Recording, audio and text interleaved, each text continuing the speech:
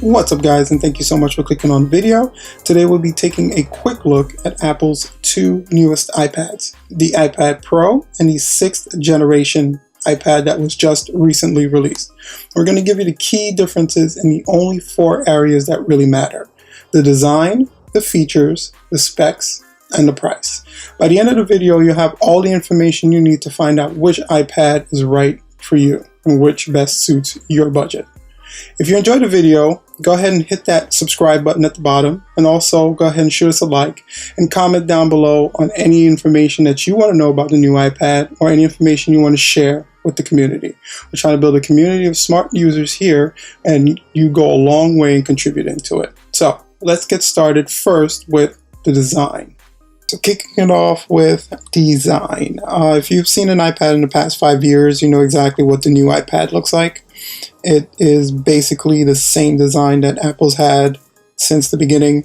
Volume rockers on the side, Siri button in the middle, camera on the back, power button on top, home button in the middle. Take a look at the iPad Pro. The design is going to look fairly similar to that one. The camera kind of sticks out a little bit on the Pro. The Pro also has a flash underneath, same charger, same home button. The main difference between the two is going to be that the Pro is actually a little wider. So when you put them side by side together, you'll see that the Pro actually sticks up a little bit more than the new 2018 iPad. Ironically, because it's wider doesn't necessarily mean that it's heavier. The two actually weigh reasonably the same amount. When you're holding it in your hand, you don't really feel much of a difference. The biggest difference between the two is going to be the iPad Pro has a laminated screen and an anti-reflective screen, and the new 2018 iPad does not. It actually doesn't feel as premium as the Pro does. This is kind of where it shows its price point, being the cheaper of the two products. Having the Pro in your hand versus that one definitely shows you which one costs more. Will the reflective screen or the anti-glare screen really play a big role in your decision to purchase it? For some people, it may actually decide whether you're going to get it or not. Now, when it comes to cameras, they're actually pretty different. The Pro is going to be rocking a 12 megapixel camera, and the new 6th generation is going to be rocking an 8 megapixel camera. The Pro can actually also do 4K recordings. So I threw a couple of examples in here, and you can actually see that the Pro is a little bit more richer in the color, and the 2018 is a little bit more saturated. It's not really that big of a difference though, and you know, people don't really take that much video with the iPad or take that much pictures with it because it's such a big device, so it may not even factor into your decision.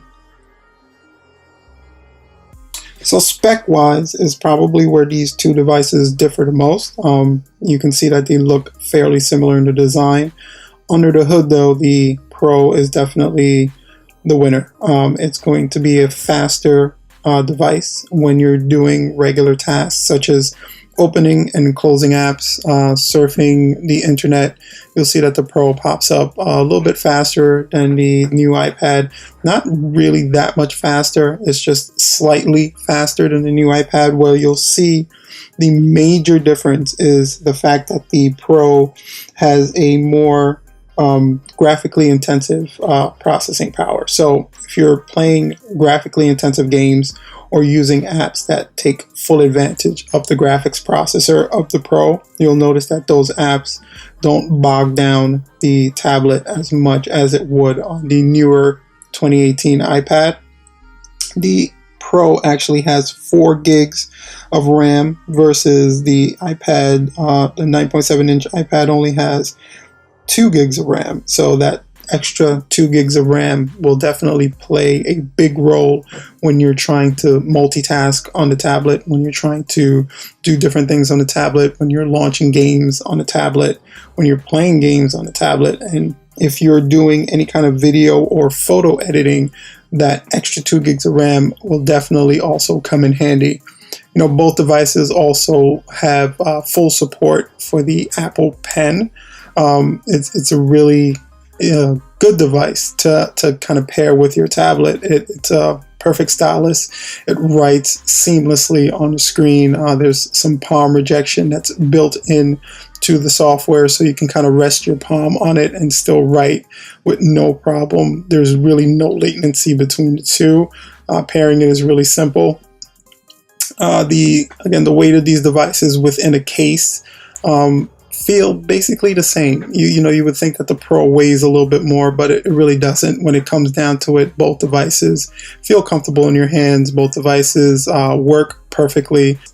So now comes the biggest difference between the two, which would be the price point. And boy, is it a difference. The Pro's $799, the 6th Gen is $329. That's a huge gap between the two, and it really is because the Pro is meant for a pro user. If you're going to be using your iPad for just everyday normal things, then I would definitely suggest the 6th generation iPad. It's definitely the one that hits that sweet spot between price and performance. You're not really going to need much more. Even though you're giving up on 4 gigs of RAM, it's really not going to play much of a benefit if you're not doing a lot of graphically intensive things on your iPad. You really won't miss that laminated non-reflective screen too much, at least not $300 much. So I'm definitely going to recommend that you stick to the new 2016 Apple iPad unless you're doing pro activities on it. But all that really matters is what you think. Go ahead and share your voice in the comments down below on which one you're planning to get or which one you have and your experience with the one that you currently own. Your voice definitely matters, and it helps the community out a lot for you to share it.